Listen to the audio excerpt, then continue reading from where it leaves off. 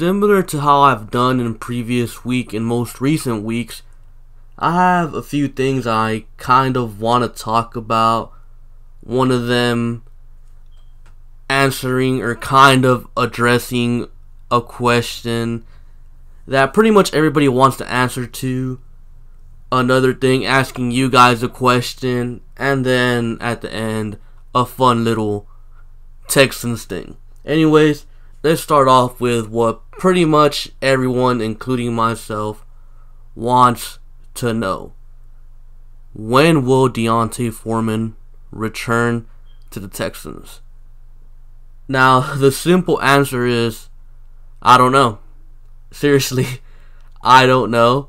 But I will do my very best to explain to you guys how it's gonna work. Okay, so as you guys know, D'Onta Foreman was placed on the PUP list before training camp because of the Achilles injury. We all know that. And if you guys are frustrated with Foreman, don't be frustrated with Foreman, because Achilles injuries are very, very, very, very serious, especially when it comes to a guy that plays the running back position, because Achilles injuries, they're injuries that are considered career threatening. So the Texans are clearly playing it safe and letting him get fully healed up and then come back. Now, as far as the PUP list goes, the way it works is the player is placed on the PUP list prior to preseason. The player that's on the PUP list cannot play or practice for the first 6 weeks of the season. After those 6 weeks are up, the team has a whole 6 weeks to let the player practice, or the player has to get cleared by the doctors in order for him to practice. So technically the Texans have from now, which is pretty much week 10, until week 12 to pretty much put D'Onta Foreman out there in practice. So what it means is Foreman, if he is to come back this season, should start practicing pretty soon. Now, if the player does not practice in that 6-week window, that player remains on the PUP list for the rest of the season and he can't play.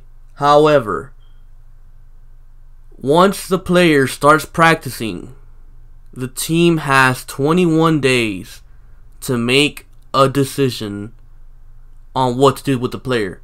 They can either add him to the 53-man roster, and then, they have to obviously cut a player to put the player in, or they can cut the player, or they can simply decide, no, and just leave the player on the PUP list. So in other words, D'Onta Foreman can very well practice on the very last day of week 12, which would probably be on a Friday going into week 12, and then a 21 window will be activated to where the Texans have to make a decision, meaning Foreman can come back now against Washington next week, or he can come back all the way to week 15 against the Jets. So that's pretty much how that works. So it's pretty confusing. I had to do some reading because I honestly wasn't so sure how exactly the PUP list worked. So yeah, that's how the PUP list works.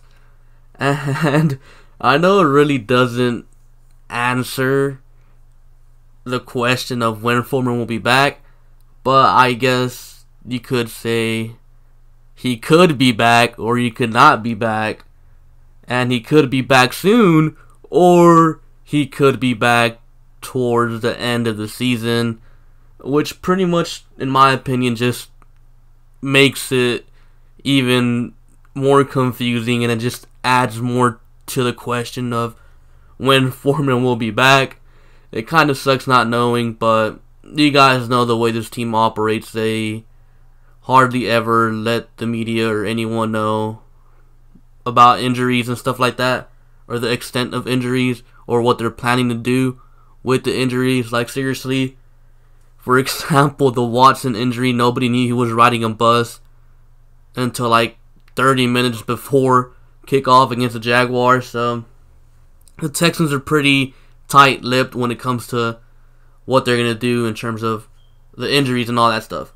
So all I can really say regarding Foreman really is I hope he comes back soon, and I hope he's healthy and ready to go, because we really don't know when he will be back, and I don't think anyone but probably the doctors and Bill O'Brien know. So anyways, let's move on to a question I have for you guys. So answer this question down below.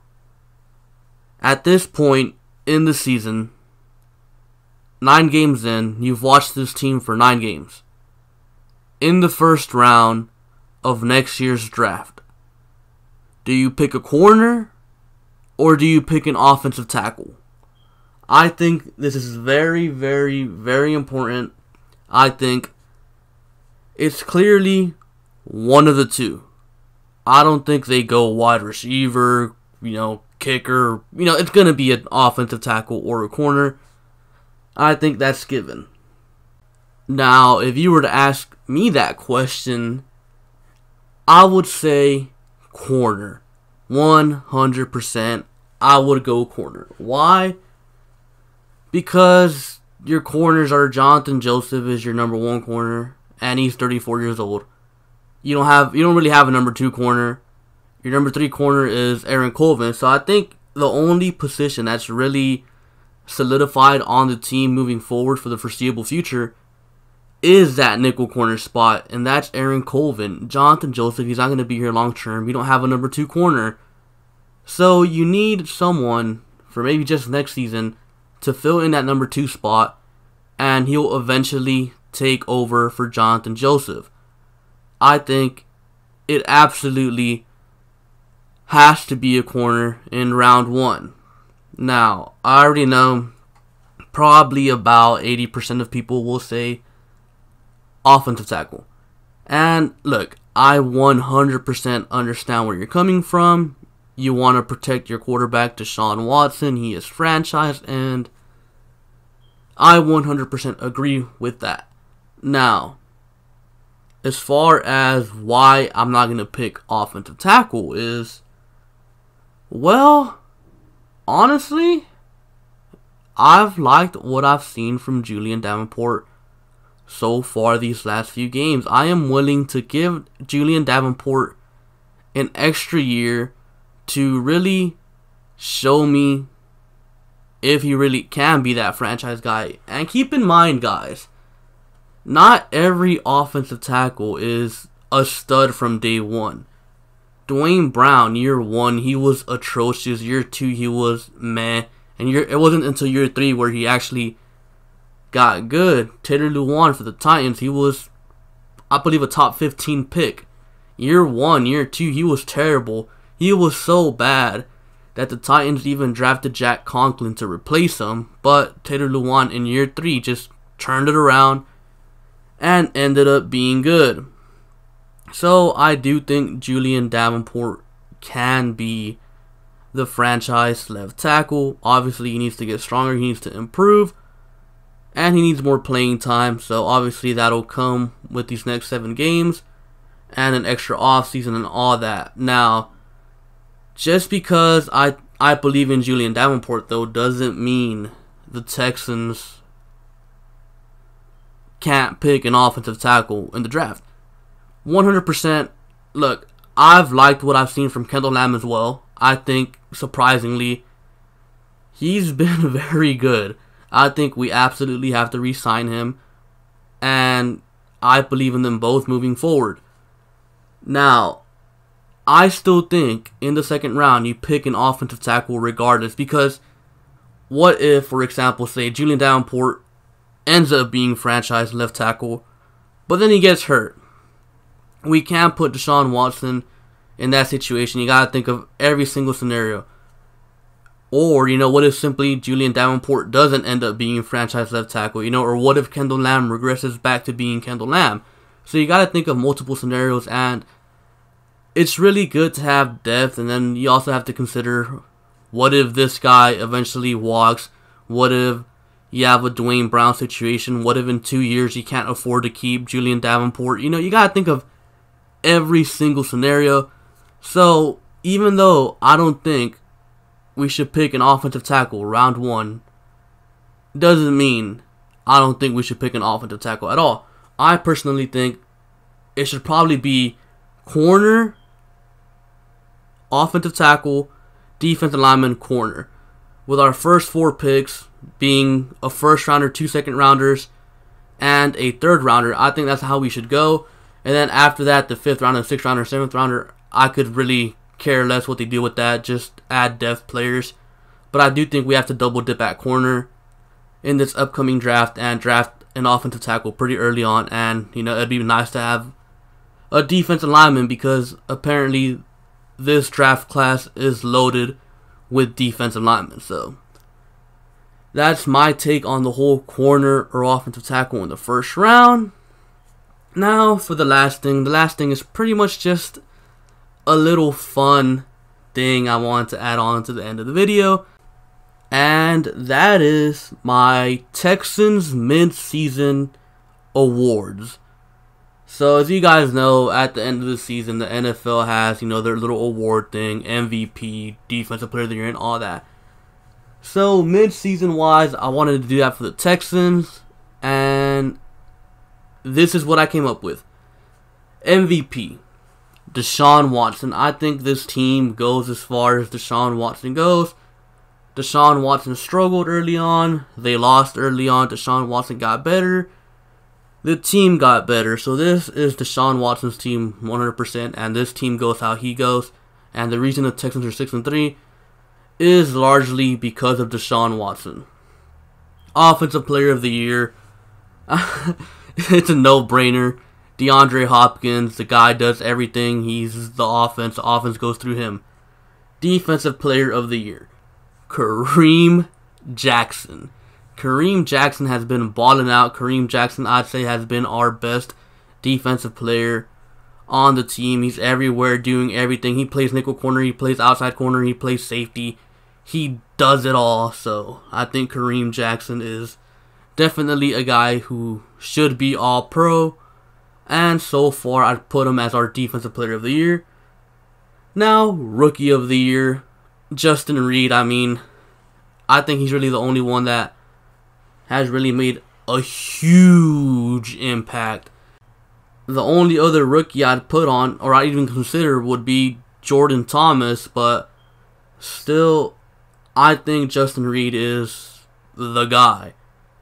And now, Comeback Player of the Year. I think it's J.J. Watt, without a doubt. A lot of people, including myself, weren't too sure if J.J. was really gonna be back. And, so far, it looks like he is back. Maybe not to that dominant J.J. Watt from before, but he's definitely at least 85% of J.J. Watt. So, I think that's very good. Now, for a little award I came up with myself. Most Improved. Kendall Lamb. Seriously, dude. Who in the world would have ever thought that Kendall Lamb would be a serviceable offensive tackle? I thought about this last week versus the Broncos. Kendall Lamb got hurt. And literally, I was nervous. Who would have ever thought that? Seriously. I think Kendall Lamb definitely deserves some props for really improving as a player and turning into a serviceable player that I really do think we have to re-sign regardless, because he could be good depth moving forward, or he could end up improving and end up being our franchise right tackle. So who knows? And for the last award, Best Free Agent Acquisition, Tyrann Mathieu. I just wanted to give Tyrann Mathieu credit, honestly, because I do feel like Tyrann Mathieu has done a lot for this team. I mean, he's a natural born leader. The moment he stepped into the locker room, you could tell this Texans team, honestly, man, just feels very different. Their attitude, everything they do, how they act, how they perform out there, how they play. And if I were to point my finger at a player or at certain players that are the reason for this culture change, because I do think the Texans culture has changed, I would point to two players, one on offense and one on defense. On offense is Deshaun Watson, and on defense it's Tyrann Mathieu. I believe Deshaun and Tyrann Mathieu are responsible for the current culture change that's currently going on in Houston. And I mean, it's pretty obvious that the culture has changed, because in the past, the Texans wouldn't have won 6 games in a row. After that 0-3 start, they would have just folded up and packed their bags and went home. And in the past, the Texans wouldn't have traded for Demaryius Thomas at the trade deadline. So I do think the Texans culture has changed. And Tyrann Mathieu, I just wanted to give him credit for being a part of that culture change. Anyways, that's all I have for you guys today. Be sure to like, comment, and subscribe. Thank you for watching, and I'll catch you guys later. Peace.